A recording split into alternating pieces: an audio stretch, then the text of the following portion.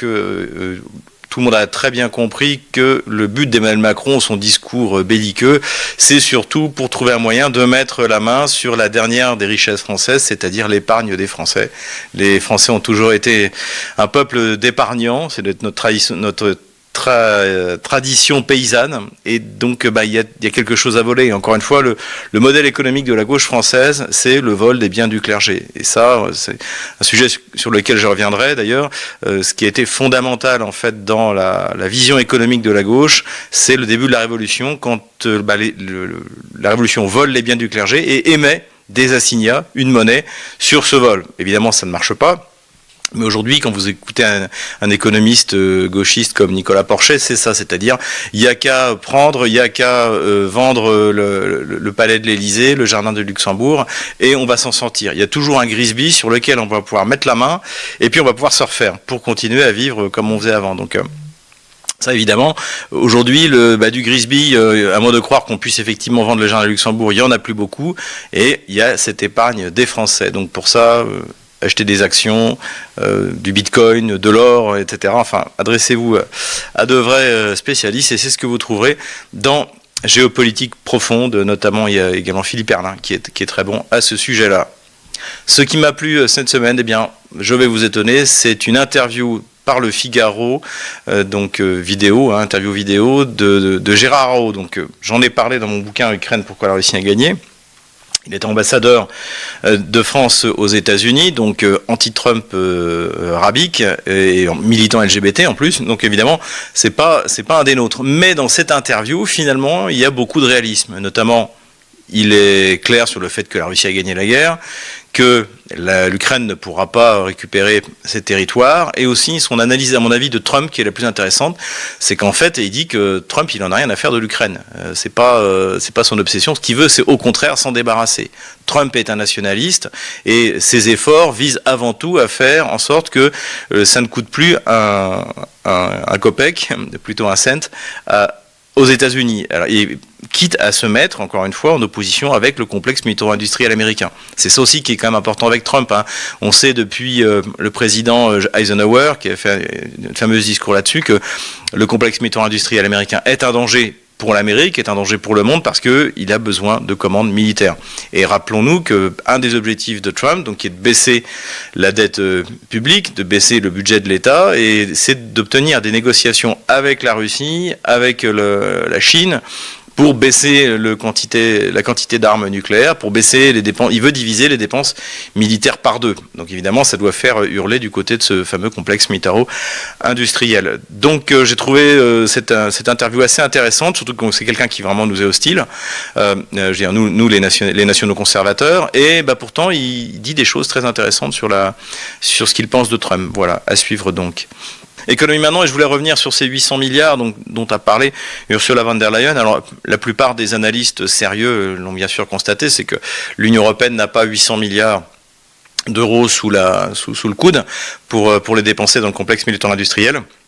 En fait, ce que fait Ursula von der Leyen, c'est en gros des autorisations de dépasser les critères de Maastricht. Voilà, au niveau de l'endettement, de la dette publique, etc., etc. Cela dit, les premières réactions qu'on a eues montrent que ça ne marchera pas en Allemagne. Le Bundestag, comme on l'avait d'ailleurs anticipé sur Stratpol, n'a pas accepté de dépasser le plafond de la dette. L'Italie, je pense que ce sera pareil.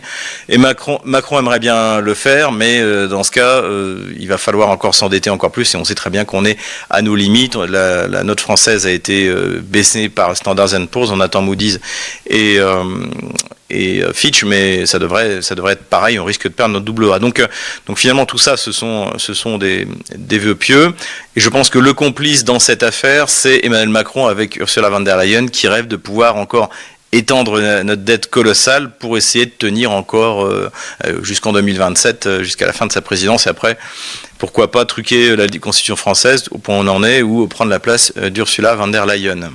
Selon l'organisme CIPRI, la France est devenue second exportateur d'armes dans le monde. Les États-Unis restent largement devant. et la Russie passe à la 3e position.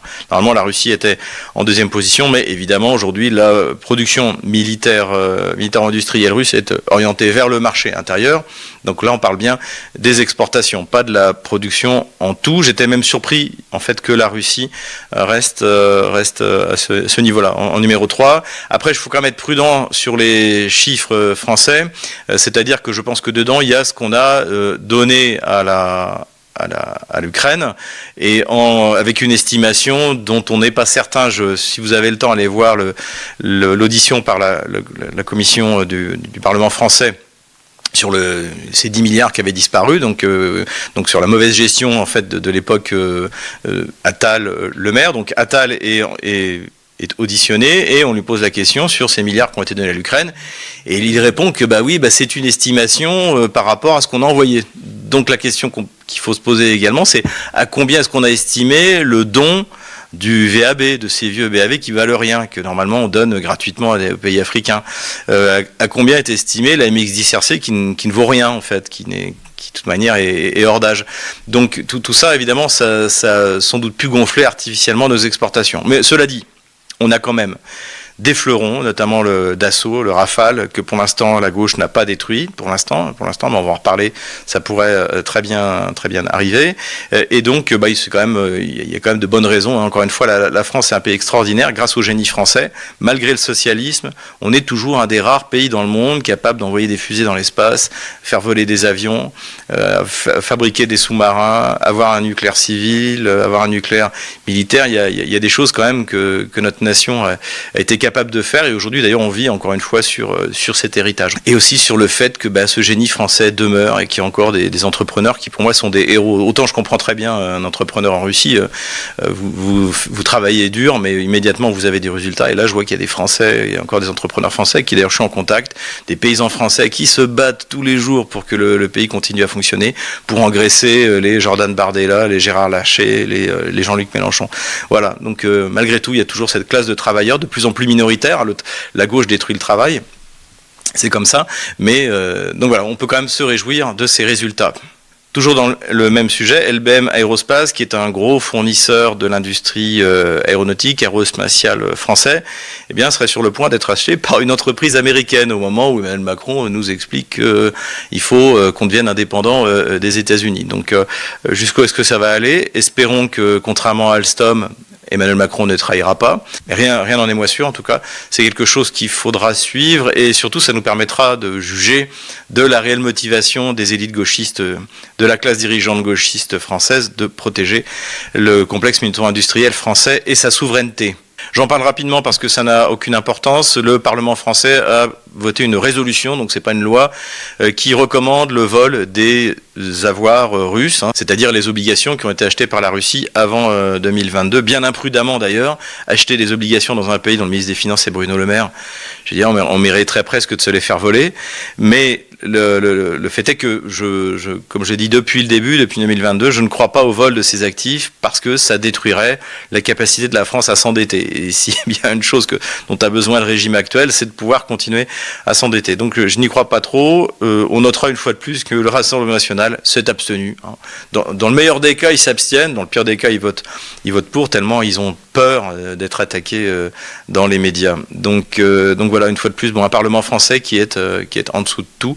Mais c'est une recommandation, mais je ne pense pas que ce soit suivi des faits par le ministère des Finances. Comme on l'avait analysé également à l'époque, d'après la presse économique américaine, Bloomberg, Reuters, les sanctions qui avaient été prises par Biden en novembre-décembre de l'année dernière pour essayer d'aggraver les sanctions contre la Russie, n'ont pas fonctionné, puisque les livraisons de pétrole par les tankers russes ont repris en Inde, en Chine, plus en Chine d'ailleurs maintenant, à ce qui paraît. Donc visiblement, encore une fois, les systèmes de paiement alternatifs ont été trouvés, et les tankers n'ont pas pu évidemment être arraisonnés. Le seul danger en fait, ce serait des actes de piraterie des pays de la mer Baltique sur les tankers russes. Mais là pareil, les accusations qui ont été données sur l'arrachage de câbles internet sous-marins finalement sont tombées à l'eau. Il n'y avait aucune preuve que ce sont les Russes qui l'ont organisé. Mais cela dit, encore une fois, les pays riverains de la mer Baltique, comme la Finlande, la Suède, je ne parle même pas des pays baltes, mais ils ont ont très peu de moyens maritimes, mais se sont largement radicalisés, donc on n'est pas à l'abri d'une escalade. En plus, avec derrière, évidemment, la Pologne, qui est le principal problème de stabilité et de sécurité pour l'Europe aujourd'hui.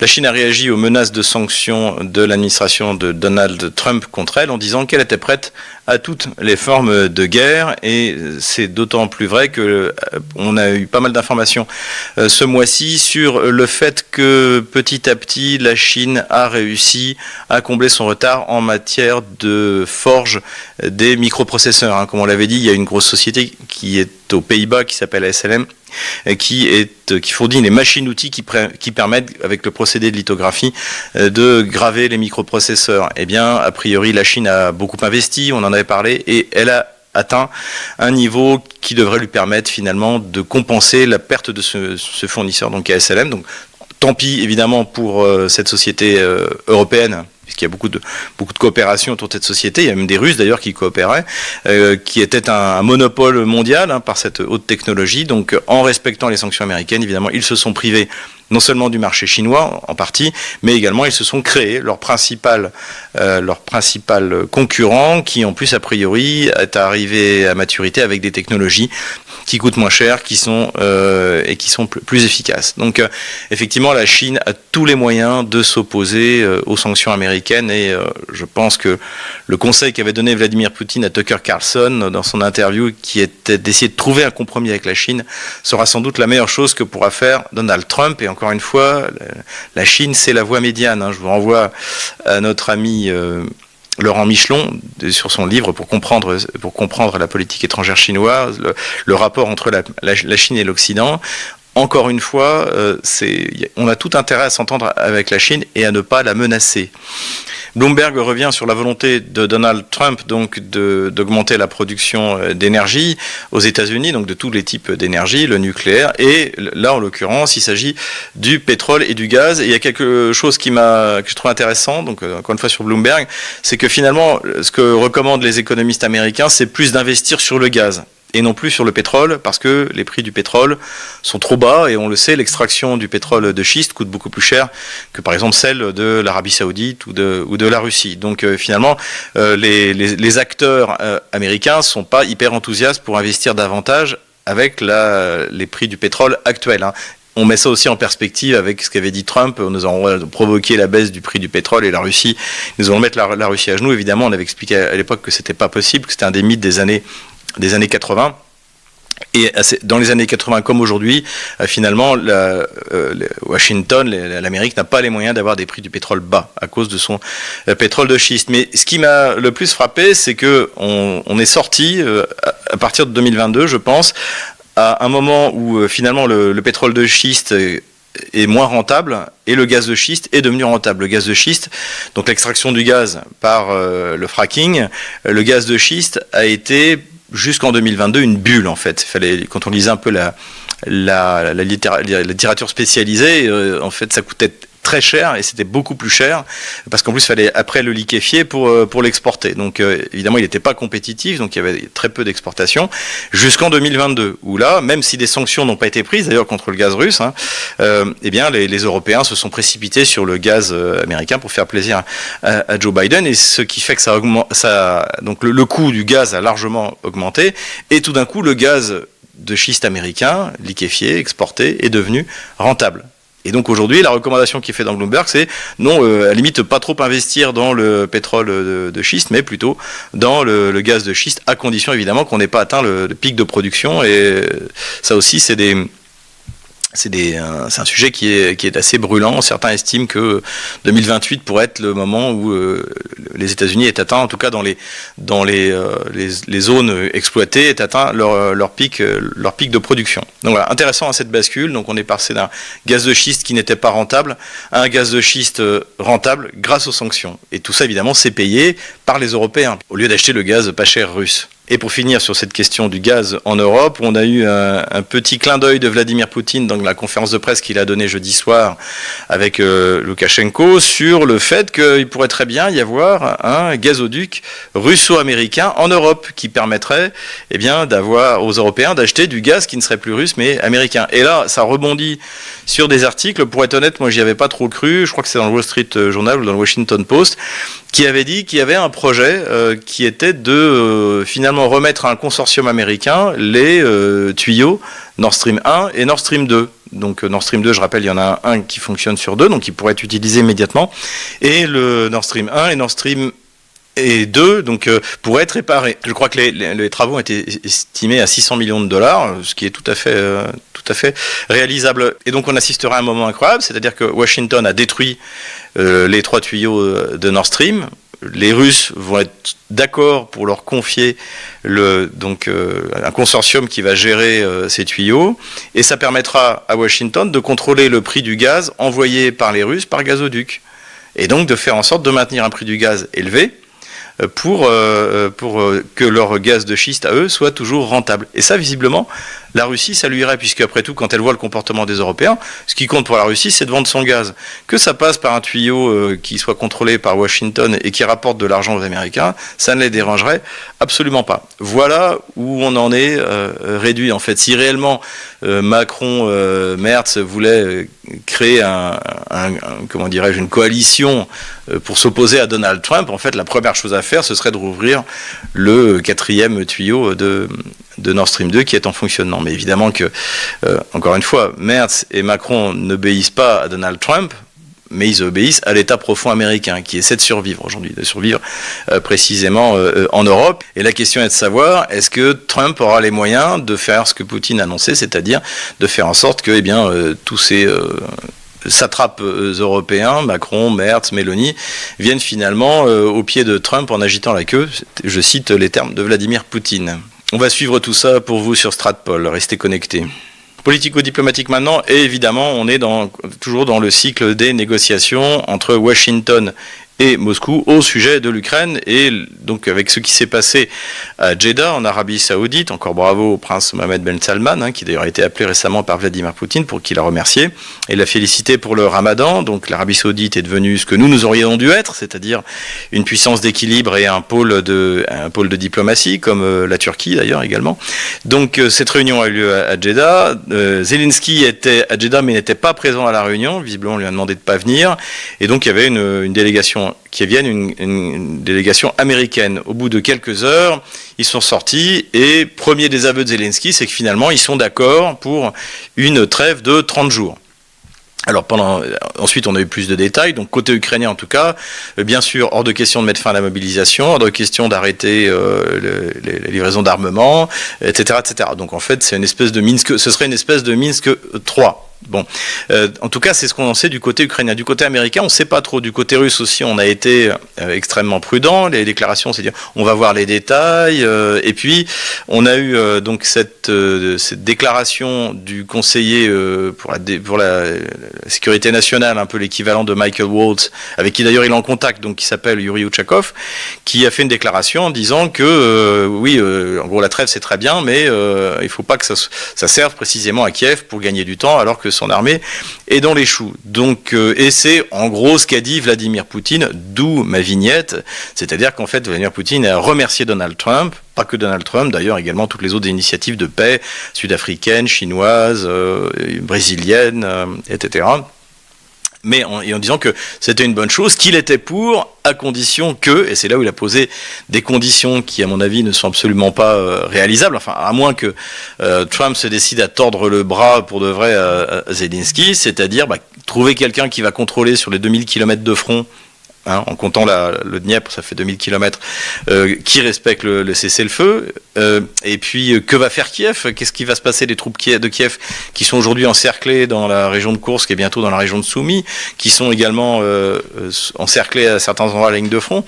Et puis, voilà, parce que la Russie, elle est en train de dominer, elle a l'initiative sur la totalité de la ligne de front. On va le voir sur la carte d'opération militaire. Contrairement à ce qu'on nous raconte, il n'y a pas du tout un gel sur l'ensemble du front en dehors de Koursk. La Russie avance partout. Voilà. voilà, partout. Et donc, voilà. Donc en fait, ce que Poutine a dit poliment, c'est niet. Et je rappelle que les exigences pour un cessez-le-feu de Vladimir Poutine, elles ont été émises, on l'a dit et redit sur cette chaîne, sur RT en français, dans nos différentes émissions, dans notre dernière émission ici Moscou d'ailleurs. On a rappelé les conditions qui ont été posées par Vladimir Poutine en juin 2024, c'est-à-dire le retrait des troupes ukrainiennes des territoires occupés russes. Voilà, c'est-à-dire Zaporozhye, Kherson et la République populaire de Donetsk. Voilà les conditions.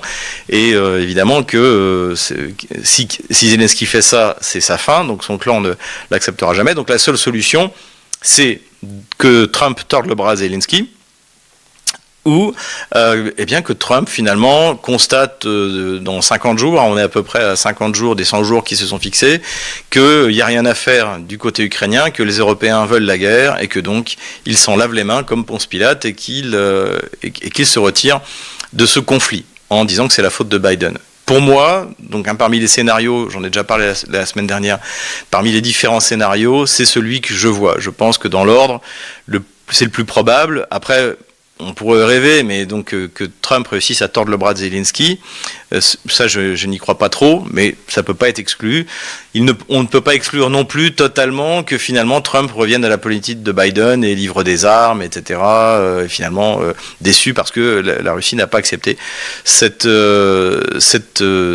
trêve. Voilà, ça j'y crois pas trop non plus, mais on peut pas l'exclure totalement. Voilà. Pour moi, le scénario le plus réaliste, c'était que Trump petit à petit constate qu'il n'y a rien à faire, que les Européens et les Kieviens sont bouchés à l'émery et que donc, il faut que les États-Unis se retirent, quitte à laisser les Européens acheter de l'armement au complexe militaro-industriel américain pour le donner à l'Ukraine. Mais ça aussi, encore une fois, on revient toujours à cette question d'argent. En tout cas, pour Zelensky, qui avait expliqué qu'une trêve, un cessez-le-feu serait une trahison, c'est évidemment un camouflet parce que finalement, il a dit exactement le contraire de ce qu'il avait déclaré quelques jours auparavant. Et puis, contrairement à ce qu'on a entendu dans les médias de grand chemin, en disant la balle est dans le camp de la Russie, oui et non, la balle est passée dans le camp de Poutine. Poutine a dit qu'il était d'accord à quelques conditions, donc la balle est de nouveau dans le camp de Kiev ou de Washington, comme vous voulez. Donc tout ça, finalement, le jeu continue et pendant ce temps-là, l'armée russe avance. Puisqu'on parle d'ailleurs de Zelensky et de son avenir, dans la série Les Américains sont un allié fatal, l'ancien président géorgien, donc, qui avait fait la révolution colorée en 2003, Saakashvili, donc, a écopé de 9 ans de prison pour corruption. Donc ça, c'est aussi quelque chose qui pourrait arriver à Zelensky. Et d'ailleurs, le cas de Saakashvili, nous l'avions cité dans notre vidéo que je vous recommande, notre émission L'échiquier mondial sur RT en français, les États-Unis, l'allié fatal. Si j'étais Zelensky, j'accepterais les conditions de la Russie et je partirais immédiatement à l'étranger pour éviter de me faire flinguer, soit par les bandéristes, soit par les gens de son propre clan. Politico-diplomatique toujours. Coup d'État français en Roumanie, donc Georgescu est malheureusement mon intuition initiale tout au début donc de ce processus où l'élection a été annulée le premier tour parce que le candidat nationaliste soi-disant pro-russe était arrivé en tête, ça s'est produit comme je le pensais, c'est-à-dire que des moyens importants ont été mis pour mettre fin au processus démocratique en Roumanie. Et donc finalement, ce ne sont pas les électeurs roumains qui vont décider qui sera président, mais l'Union européenne et Paris. Et d'ailleurs, ça a été dit par Georgescu soi-même, c'est Paris qui a été le plus actif, notamment Benjamin Haddad, qui est un espèce de petit commissaire politique européen, et évidemment a organisé ce coup d'État. Ce véritable coup d'État. Alors là, l'opposition donc souverainiste nationaliste s'est mise d'accord. On a vu cette vidéo qui a été faite donc entre deux leaders de ces mouvements pour que les deux présentent leur candidature et que l'un se retire quand l'une ou l'autre aura été acceptée. A priori, le candidat nationaliste sera Semyon. J'ai entendu pas mal de choses sur lui, c'est-à-dire que il n'était pas du tout à la hauteur de Georgescu. Je pense qu'effectivement Georgescu est un personnage exceptionnel, mais c'est un peu comme avec Poutine, le remplaçant de Vladimir Poutine va forcément décevoir par rapport à Poutine. Donc Georgescu avait vraiment placé la barre très haut, mais je pense que quoi qu'il arrive, cet épisode est important. Cet épisode est important parce que ça montre de plus en plus d'Européens et notamment de Français ce qu'est l'Union européenne. C'est un système dictatorial, un système totalitaire. Ça montre, et là je vous renvoie à mon livre noir, le livre noir de la gauche française, ça montre que la gauche française est la matrice de toutes les dictatures, de tous les totalitarismes depuis 1792. Voilà, c'est depuis la Terreur, et que la répression, c'est une spécialité de la gauche française qu'elle exporte. Elle a été copiée par les bolcheviks, elle a été enviée par Adolf Hitler, qui dans Mein Kampf dit, qui reproche à Stresemann au moment de la République de Weimar de ne pas avoir été un Robespierre ou un Danton. Donc en fait, cette violence dans la politique, cette dictature, parce que finalement pas de liberté pour les ennemis de la liberté, parce que la gauche estime elle a quasiment une mission. Alors il croit pas en Dieu, mais enfin il croit au Dieu laïque, donc divine, pour transformer, régénérer la société. Eh bien tout ça, c'est ce qu'elle répand partout dans le monde. Elle répand ses sophismes, et ça continue encore aujourd'hui. Il n'y a pas de différence entre un Benjamin Haddad et un Brissot qui met l'Europe à feu et à sang, ou un Ferry qui décide de conquérir l'Afrique pour transformer les Africains en gauchos républicains. Voilà, on est exactement dans le même processus. Et ce sont des bourgeois, tous des bourgeois de gauche. C'est une idéologie bourgeoise. La gauche française est une idéologie bourgeoise. Il n'y a pas de gauche populaire, en tout cas pas qui atteint la taille critique. Des événements terribles continuent en Syrie, donc les égorgeurs modérés. Alors je me suis dit, je ne vais plus les appeler les égorgeurs modérés, maintenant qu'ils ont été reconnus, et même par la Russie et la Chine, mais finalement c'est ceux qu'ils sont. Et donc plus de 1000 alaouites et chrétiens ont été massacrés par en fait c'est le HTS, c'est Al-Qaïda qui fait du bon boulot. Là aussi, encore une fois, il faut tout le monde était surpris par le soutien de Barrot, le Jean-Noël Barrot, le ministre des Affaires étrangères français, au HTS, mais c'est la terreur. Encore une fois, le HTS, c'est la terreur que la gauche française a mis en place à partir des massacres de septembre en 1792. Le recours à la terreur pour éliminer celui qui n'est pas digne de vivre parce qu'il n'est pas de vos idées, c'est quelque chose de consubstantiel à la gauche française. Et donc, ce que fait le HTS en Syrie, c'est même, je dirais, même les images sont terribles, mais si vous regardez les récits de ce que la gauche française a fait en Vendée, et on est encore en dessous. C'est de l'horreur qui a été accomplie et qui a été, encore une fois, qui a servi de matrice à tous les génocides. Donc là aussi, le soutien de la gauche française au HTS n'est absolument pas surprenant. Ce qui est intéressant en revanche, c'est que finalement la France, c'est pas elle qui protège les chrétiens du Proche-Orient, c'est la Russie. Et les chrétiens et les alaouites ne s'y sont pas trompés, puisqu'ils sont vus se réfugier dans la base russe de Helmand. Il y en a plusieurs milliers, en plus c'est l'Observatoire syrien des droits de l'homme qui l'a dit, il y en a plusieurs milliers, et les Russes étaient tant bien que mal, comme on le voit sur ces photos, d'organiser la survie de ces malheureux. Voilà à quoi a abouti l'arrivée au pouvoir de l'allié du Parti socialiste français, le Front al-Nosra. Dernier point politico-stratégique, c'est le retour des activités outils contre les navires israéliens ou assimilés israéliens dans le détroit de Bab el-Had et donc en mer Rouge, donc pour empêcher ces navires de franchir le canal de Suez. Alors la question c'est est-ce que cette reprise donc des tirs contre les bateaux israéliens ou assimilés israéliens va concerner également les bateaux américains? Parce que ça, je pense que c'était aussi un des objectifs de Donald Trump, c'est de permettre de nouveau la libre circulation en mer Rouge. Et là, à cause des décisions de Netanyahou, donc d'empêcher l'arrivée de l'aide humanitaire à Gaza, d'avoir coupé également l'électricité, évidemment, tout ça est remis en cause. Et une nouvelle fois, on constate que le problème de Trump, en fait, c'est avec Zelensky pour l'Ukraine et avec Netanyahou en Israël. Donc est-ce que là aussi il va être obligé de nouveau de tordre le bras à Netanyahou pour qu'il arrête ses tentatives d'épuration ethnique de la bande de Gaza? À voir. Terrorisme maintenant, incroyable mais vrai, la Cour européenne des droits de l'homme a donné raison aux plaignants contre l'État putschiste ukrainien au moment du massacre d'Odessa, je rappelle, 2 mai 2014. Donc il y avait des manifestations dans le centre d'Odessa contre le putsch qui avait eu lieu sur le Maïdan, et le gouvernement putschiste a organisé le massacre qui a coûté, je crois, plus d'une 40aine de morts et qui ont été brûlés vifs par les bandéristes.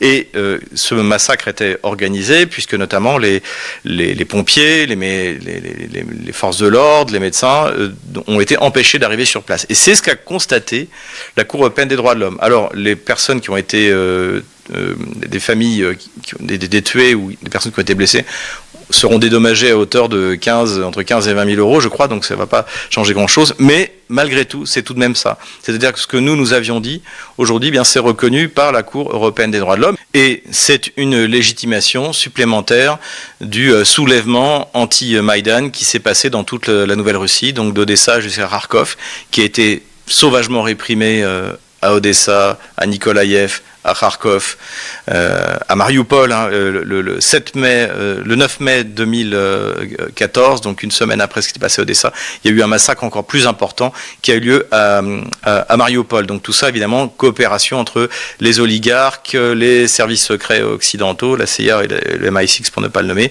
et les bandéristes, tous ces groupuscules qui se sont donnés à cœur joie. Je vous renvoie aux travaux de Laurent Braillard qui a suivi tout ça. Donc là, le soulèvement du Donbass, notamment, puisque c'est le seul endroit où ça a réellement fonctionné. Il y a eu la Crimée, mais la Crimée, c'était dès le mois d'avril, ça a été tout de suite, et puis c'était encore une fois totalement différent. Il y avait un parlement local, il y avait une certaine autonomie, et puis géographiquement, c'était facile à isoler du reste de l'Ukraine, et puis il y avait des troupes russes sur place, de manière tout à fait légale, alors que dans le Donbass, eh bien, ça a été beaucoup plus difficile, mais ce soulèvement était légitime, et évidemment que le rattachement maintenant du Donbass, et on espère aussi finalement d'Odessa, et comme d'ailleurs Kiev ne respectera pas les exigences de la Russie, la bonne nouvelle, c'est que je pense que l'armée russe s'arrêtera à Odessa.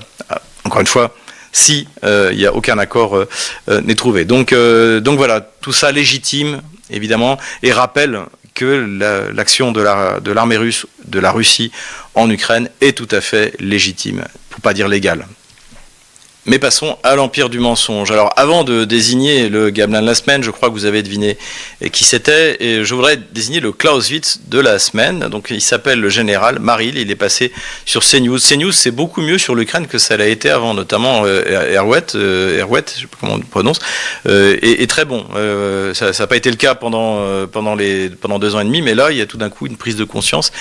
C'est assez étonnant et appréciable. Donc là, ce général Maril était interviewé et expliquer une chose qui évidemment qui ne surprendra pas les auditeurs de Stratpol, c'est qu'on n'a plus d'état-major, on n'a plus un général qui est capable de commander une armée, déjà parce qu'on n'a plus d'armée, donc on a des espèces de morceaux éparpillés, et donc tout ce savoir-faire qui permettait de commander une armée, comme au bon vieux temps, a été perdu. Je rappelle, j'en avais parlé également, les dernières manœuvres qu'on a fait avec les Allemands, donc qui rassemblaient plusieurs dizaines de milliers d'hommes, ce qu'aujourd'hui on serait incapable de faire, je crois que ça s'appelait Moineau Hardy, et je crois que c'était en Kekarspatz en allemand, c'était en 86 ou 88, enfin voilà, c'était il y a très longtemps. Et donc aujourd'hui, on serait incapable de faire ça, ce qui rend d'autant plus ridicule les menaces d'Emmanuel Macron contre la Russie. Voilà. Et il faut quand même reconnaître que il faut être courageux aujourd'hui pour un général français de le dire ouvertement en ce moment. Voilà, donc bravo à notre Clausewitz de la semaine, le général Marine. Et tout de suite, le moment bunker. Donc évidemment, le gamelin de la semaine, vous l'avez tous deviné, vous m'avez fait suivre 1 millier de fois ce moment incroyable où le général Dourakovlev, qui ne comprend rien à la chose militaire, a décidé de se mettre à l'économie et nous explique qu'en une nuit, l'économie russe peut s'effondrer. Les entreprises ne payent plus leurs factures, par exemple.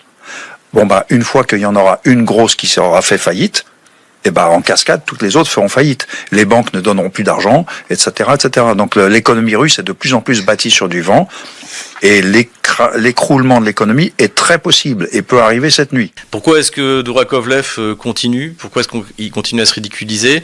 Ce qui est triste, c'est que finalement, il donne de l'armée française, du général français, une image d'un débile profond, ce qui est exactement l'image que soutenait l'extrême gauche. On se souvient, ou différents caricaturistes qui présentaient toujours le militaire français comme un débile. Et en fait, Dourakovlev est là pour leur dire que c'est vrai. Donc ça c'est triste.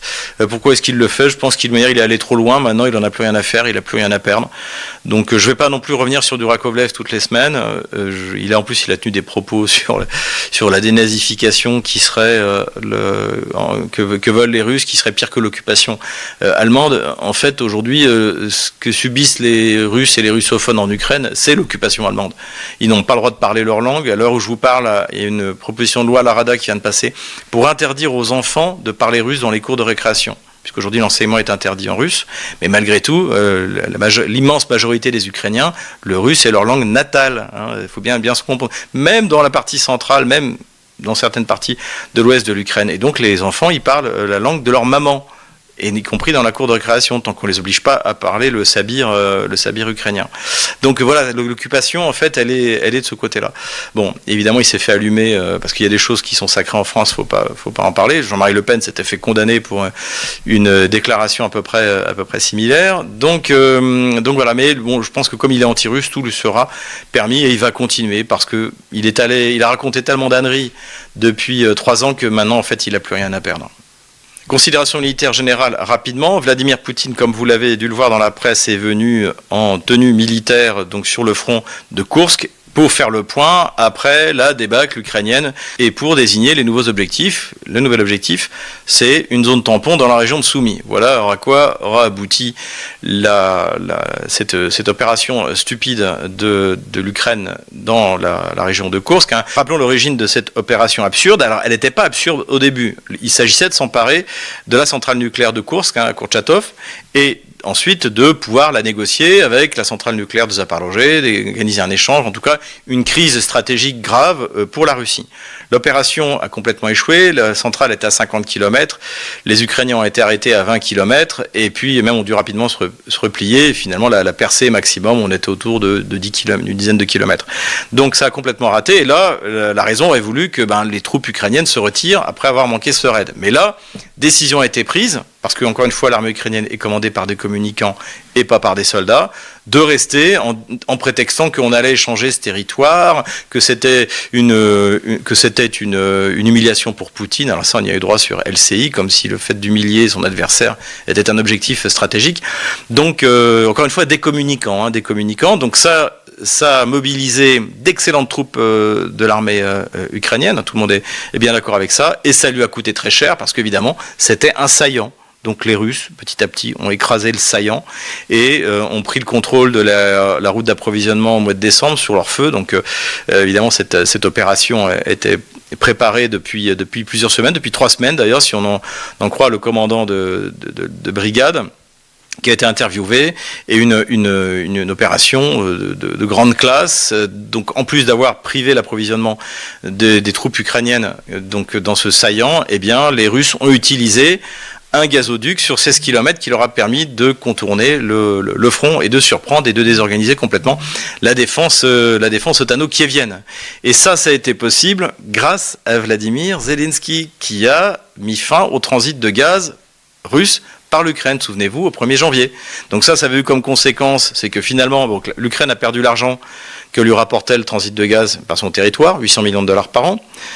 Ils ont finalement dû quand même acheter du gaz russe qui passe par la Slovaquie, sauf que finalement, maintenant, ils payent des droits de transit à la Slovaquie, à la Hongrie et à tous les pays que traverse le Balkan Stream. Par conséquent, les Russes ont pu s'attaquer directement au système de distribution au gazoduc sur le territoire ukrainien, puisqu'il n'y avait plus de gaz russe dedans. Donc évidemment, là, l'Ukraine a perdu la majorité de ses capacités, je crois que c'est 70% de ses capacités de production et de distribution de gaz, que les Russes n'auraient pas pu faire avant. Et puis le quatrième résultat, c'est que les Russes ont complètement siphonné le tuyau de gaz, ils ont mis de l'oxygène à la place et ils ont envoyé 800 hommes dans un tuyau de 14,5 mètres de diamètre, sur 16 km, en organisant tout, le ravitaillement, les toilettes, donc tout ça est organisé pendant 3 semaines, et on a eu cette opération magnifique. Ce qui est intéressant aussi, c'est que les ottano-kieviens, comme je l'avais souvent dit, n'apprennent rien de 3 ans d'expérience. C'est la 3e fois que les Russes utilisent un conduit souterrain, donc là c'était un gazoduc, mais ça avait été aussi un tuyau d'évacuation à Avdiivka. Ils avaient refait le coup à Toretsk, et à chaque fois, les ottano-kieviens se sont fait piéger. Donc comme j'ai dit, mais c'est ça, on l'observe depuis le début, cet état-major est mauvais. il est mauvais, donc l'état-major est mauvais au plus haut niveau, mais également au niveau des unités, il n'y a aucun débrief, il n'y a aucun échange d'informations finalement.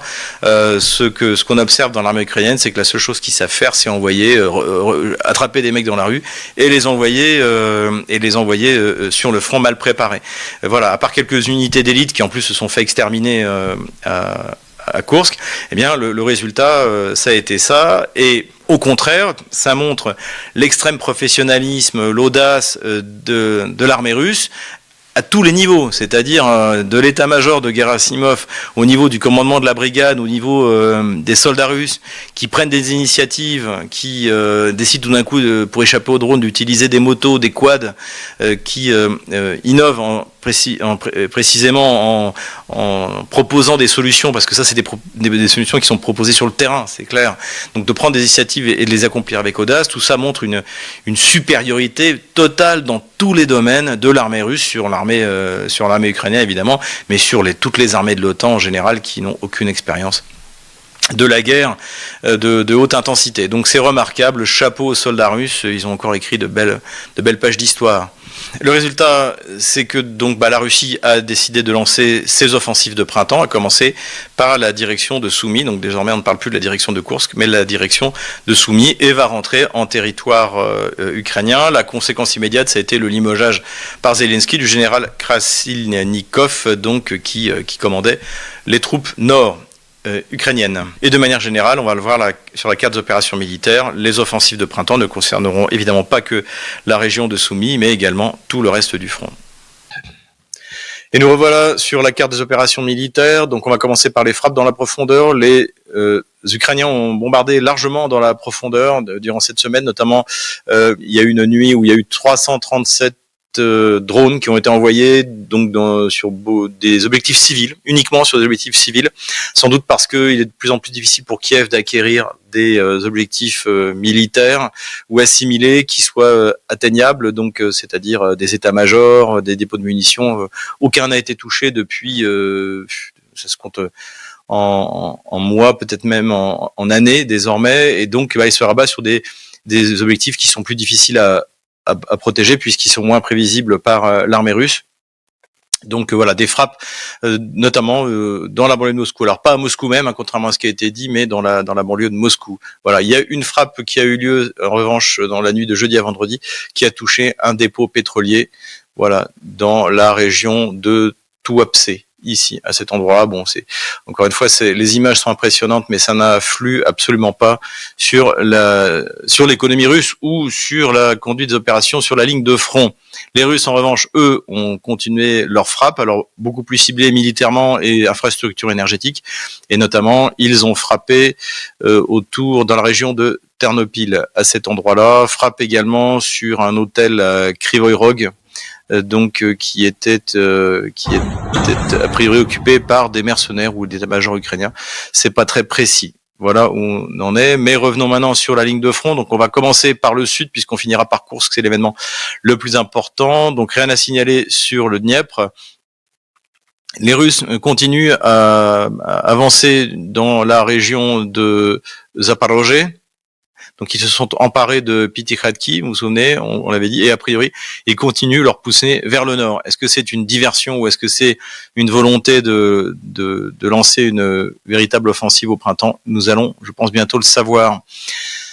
Les Russes ont bien avancé également sur le front sud-ouest du Donbass, donc au nord de Velikaya Novoselka, puisqu'ils se sont emparés de la localité de Dniepro-Energia, de l'autre côté de la rivière, et sont également en train de donner l'assaut à Vesselé, c'est-à-dire qu'ils sont en train de franchir la dernière ligne de défense ukrainienne, ce qui leur permettrait de développer quelque chose de très intéressant, un espace opérationnel très intéressant qui va s'ouvrir à eux vers la région de Dnipropetrovsk, évidemment, avec dans l'idée de continuer cette série de grands encerclements qui a donné de bons résultats jusque-là. Puisqu'on parle de grand encerclement, eh bien ça y est, la poche de Kourakovo a été définitivement liquidée et les Russes se sont emparés de Constantinople à cet endroit-là. Voilà, donc je retire la petite punaise. Et donc désormais, les troupes russes, après une pause opérationnelle, vont pouvoir repartir vers l'ouest. Les Russes, comme on le voit, sont également en train de liquider la poche qu'il y a entre ces deux directions. Ici, les contre-offensives ukrainiennes ont quasiment cessé, elles ont échoué. Donc visiblement, la tactique des Russes, c'est de laisser rentrer les unités ukrainiennes, de les détruire, pour ensuite s'emparer non seulement des points qui ont été capturés par les Kieviens, mais également aller plus loin. Et c'est visiblement ce qu'on est en train d'observer. Les experts pensent aussi que Kiev a dû prélever des troupes ici pour les envoyer dans la région de Soumy. Plus à l'est, là aussi, les Russes continuent à avancer, se sont emparés du village de Berezovka. À cet endroit-là, ici, le contrôle de cet échangeur n'est pas très clair, donc j'ai un peu baissé la ligne, mais bon, c'est pas très important. De toute manière, cette route entre Pakrovsk et Konstantinovka est sous le contrôle des feux russes. Plus à l'est encore, les Russes ont amélioré leur position autour de Toretsk en s'emparant de la localité de Dachnoe, ici, et donc là, les petites opérations, toujours de harcèlement de l'armée ukrainienne, hein, comme ce qu'on a observé autour de Pakrovsk, continuent, mais coûtent très cher à l'armée ukrainienne, pour pas grand-chose, puisque finalement, là aussi, les Russes laissent rentrer, écrasent et reconquièrent les territoires. Visiblement, il s'agit plutôt pour Kiev de gagner du temps pour empêcher les Russes de lancer leur grande offensive vers Konstantinovka. Ce sera sans doute ça l'objectif du printemps. Du côté de Tchassov-Yar, les choses ont pas mal avancé, notamment puisque les Russes sont en train de le finaliser, comme on le voit sur la carte, leur encerclement physique, hein, non seulement opératif, mais tactique, de ce qui reste de la ville de Tchassov-Yar. Hein, je rappelle, Tchassov-Yar, c'est important parce que c'est les hauteurs, et donc après, Konstantinovka, c'est dans une cuvette.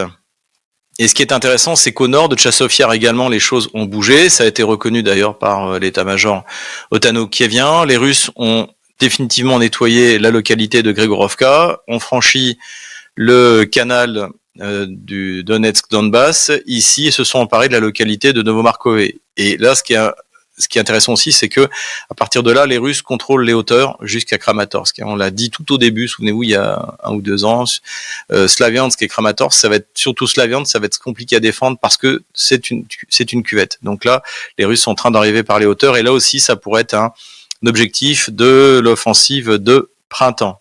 Ça faisait longtemps que le front n'avait pas bougé à cet endroit-là.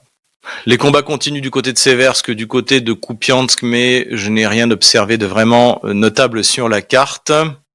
Et nous arrivons donc à la campagne éclair dans la région de Koursk. Donc là, comme on le voit, je rappelle, là c'était la ligne de front de la semaine dernière. Et voilà comme ça a bougé en une semaine. Alors, qu'est-ce qui s'est passé? Eh bien, comme on l'avait dit, les Russes ont affaibli énormément de partir du mois de novembre-décembre la principale ligne d'approvisionnement des troupes otano-kieviennes à cet endroit-là. Et donc il y a eu un gros affaiblissement qualitatif des capacités militaires des troupes, hein, qui étaient de bonnes troupes, hein, c'est des bonnes unités qui ont été envoyées. Il y a beaucoup de mercenaires également, notamment des mercenaires géorgiens, anglais, il y en a qui ont été capturés. Et ça, c'était une première étape. Et puis, la fin de la semaine dernière, donc en l'espace de 5 jours, les Russes ont provoqué une débâcle des troupes otano-kieviennes en utilisant un gazoduc. Donc les Russes ont utilisé le gazoduc pour envoyer 800 soldats de l'autre côté, loin de l'autre côté, sur les arrières de l'ennemi, la ligne de front, et ça a provoqué une véritable panique. Et évidemment, comme d'habitude, l'ordre de retraite n'a pas été donné, ou a été donné trop tard, donc en fait, ça a été la débâcle. Et tous les véhicules qui tentaient de s'enfuir ont été détruits. Donc aujourd'hui, comme l'a dit Vladimir Poutine, on a des petits groupes de 1, 2, 3 soldats qui s'enfuient en race campagne pour essayer d'échapper aux tirs russes. Donc c'est une véritable débâcle. Évidemment, la question aujourd'hui, c'est de savoir jusqu'où les Russes vont aller dans la région de Soumy. En tout cas, la ville de Soudja, qui avait été prise au mois d'août, a été libérée. Donc je retire la petite punaise. Et désormais, la punaise à laquelle on va s'intéresser, c'est celle de Soumy, puisque désormais, c'est l'objectif russe. Hein. Vladimir Poutine a demandé la mise en place d'une zone tampon. On retire la ligne de front de la semaine dernière. Voilà où nous en sommes le vendredi 14 mars 2025. Voilà, j'espère